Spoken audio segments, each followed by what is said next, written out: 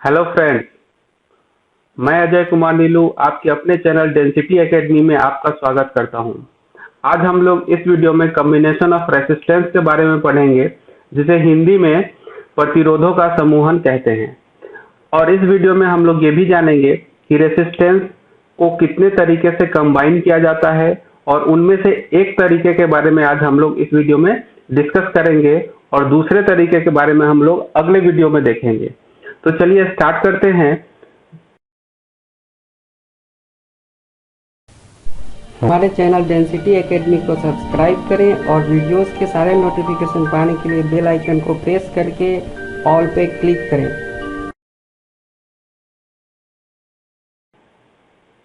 सबसे पहले combination of resistance और रेसिस्टर क्या होता है।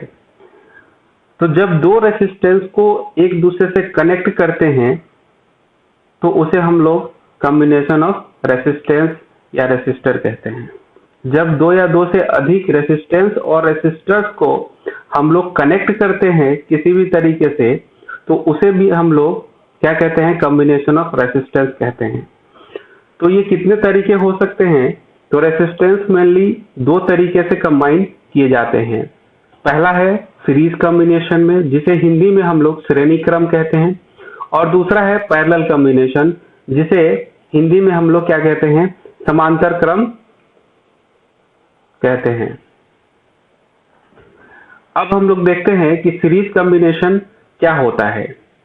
When two or more resistance are connected end to end consecutively, then they are said to be connected in series। कहने का मतलब है कि अगर दो रेसिस्टेंस को इस तरीके से कनेक्ट किया गया है कि दोनों का एंड, दोनों का छोर एक दूसरे से कनेक्ट हो रहा है, तो उसे हम लोग सीरीज कॉम्बिनेशन या फिर श्रेणी क्रम कॉम्बिनेशन समूहन कहते हैं।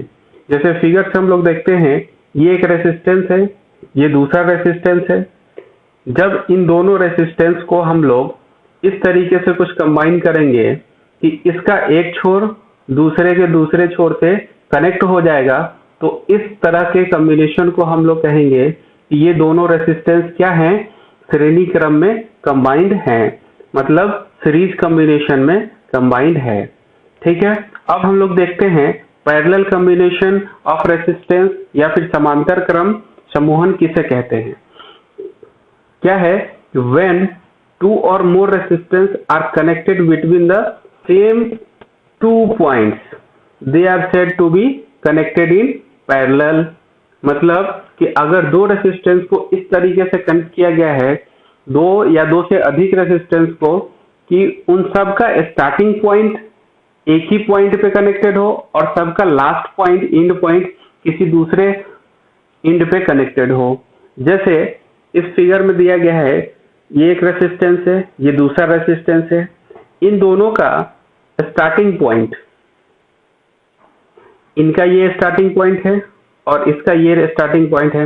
इन दोनों को अगर एक ही साथ इस तरीके से कंबाइन कर दिया जाए, और इसका जो लास्ट पॉइंट है ये, और इसका ये लास्ट पॉइंट है, इन दोनों को अगर एक ही जगह पे कनेक्ट कर दिया जाए, तो इस तरह का जो कॉम्बिनेशन होगा उसे हम लोग कहेंगे पैरेलल कॉम्बिनेशन या फिर समांतर क्रम समूहन। जैसे यहाँ इसको इस तरीके से कनेक्ट कर दिया गया है। तो आशा करता हूँ ये आपको समझ में आया होगा कि सीरीज कॉम्बिनेशन क्या होता है और पैरेलल कॉम्बिनेशन क्या होता है। चलिए अब हम लोग आगे पढ़ेंगे सीरीज कॉम्बिनेशन के बारे में पूरे डिटेल में।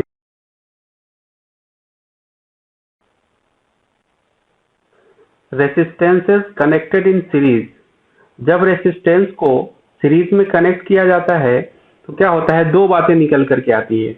जब रेसिस्टेंस को सीरीज में कनेक्ट किया जाता है, दो या दो से अधिक रेसिस्टेंस को, तो क्या होता है, फर्स्ट बात क्या होता है कि ये जो जितने भी रेसिस्टेंस है जो सीरीज में कनेक्ट किए हुए, each resistance have different potential difference.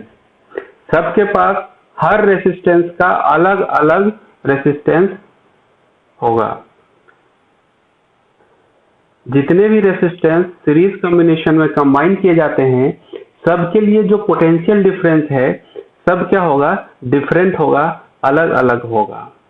ठीक है। और सेकेंड बात क्या है कि जो भी करंट फ्लो हो रहा है उस सर्किट से वो सेम करंट फ्लो होगा।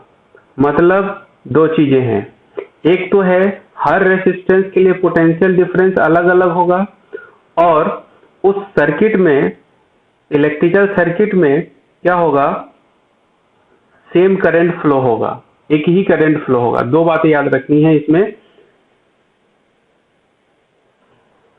फर्स्ट क्या है, डिफरेंट पोटेंशियल डिफरेंस, और सेकेंड है same current flows through each resistance. किसमें? सीरीज कॉम्बिनेशन में। इसको हम लोग फिगर से समझते हैं। जैसे इस फिगर में क्या है, ये एक सर्किट बनाया गया है, ये एक इलेक्ट्रिकल सर्किट बनाया गया है। इसमें क्या है, एक रेसिस्टेंस R1 है, दूसरा रेसिस्टेंस R2 है, तीसरा रेसिस्टेंस R3 है। इन तीनों को क्या है, सीरीज में कंबाइन किया गया है, सीरीज कॉम्बिनेशन में कनेक्ट किया गया है। तो यहाँ पे R1 के लिए जो पोटेंशियल डिफरेंस होगा, पॉइंट A और पॉइंट B के बीच में जो पोटेंशियल डिफरेंस होगा R1 के लिए, वो क्या होगा, V1 होगा। और R2 के लिए क्या होगा, V2 होगा पोटेंशियल डिफरेंस। उसी तरह R3 के लिए जो पोटेंशियल डिफरेंस होगा वो V3 होगा। ये तो पहला स्टेटमेंट सेटिस्फाई हो रहा है। सेकेंड क्या है कि सेम करंट फ्लो हो रहा है। जैसे इस सर्किट से करंट I फ्लो हो रहा है, तो पूरे तीनों रेसिस्टेंस से जो करंट है I ही फ्लो होगा, कहीं पे कोई चेंज नहीं होगा। ये दो बातें हमें याद रखनी है। उसके बाद एक और चीज बहुत इंपॉर्टेंट है, वो है कि जितने भी पोटेंशियल डिफरेंस है, V1 है, V2 है, V3 है, इन सब का जो सम होगा, सबको अगर प्लस करेंगे, V1 plus V2 plus V3, तो वो जो सम होगा वो कितना आएगा, जितना उस बैटरी से वोल्टेज सप्लाई किया जा रहा है। तो हम लोग क्या लिख सकते हैं, V equals to V1 plus V2 plus V3, ये लिख सकते हैं यहां से। अकॉर्डिंग टू ओम्स लॉ हम लोग क्या जानते हैं, B इक्वल्स टू IR होता है। तो इस फिगर के अकॉर्डिंग अगर हम यहाँ से V1 का वैल्यू निकालें तो क्या होगा, I इंटू R1, क्योंकि रेसिस्टेंस R1 है यहाँ पे और करंट क्या है, I है। और V2 का वैल्यू अगर निकाला जाए तो क्या होगा, I इंटू R2, ठीक है। सेम उसी तरीके से अगर हम यहाँ से V3 का वैल्यू निकालें, क्या है, V3 का वैल्यू अगर निकालेंगे तो क्या होगा, I इंटू R3 हो जाएगा, I इंटू R3। अब क्या करना है, इन सारे वैल्यूज को, ये जो भी वैल्यू आया, इन सारे वैल्यू को इस इक्वेशन में पुट करना है, इन सारे वैल्यू को इस इक्वेशन में पुट करना है। जैसे यहाँ से V का वैल्यू यहाँ पे रखेंगे I इंटू R, V1 का वैल्यू यहाँ से आएगा, V2 का वैल्यू यहाँ से इसको पुट करेंगे और V3 का वैल्यू इसको पुट करेंगे।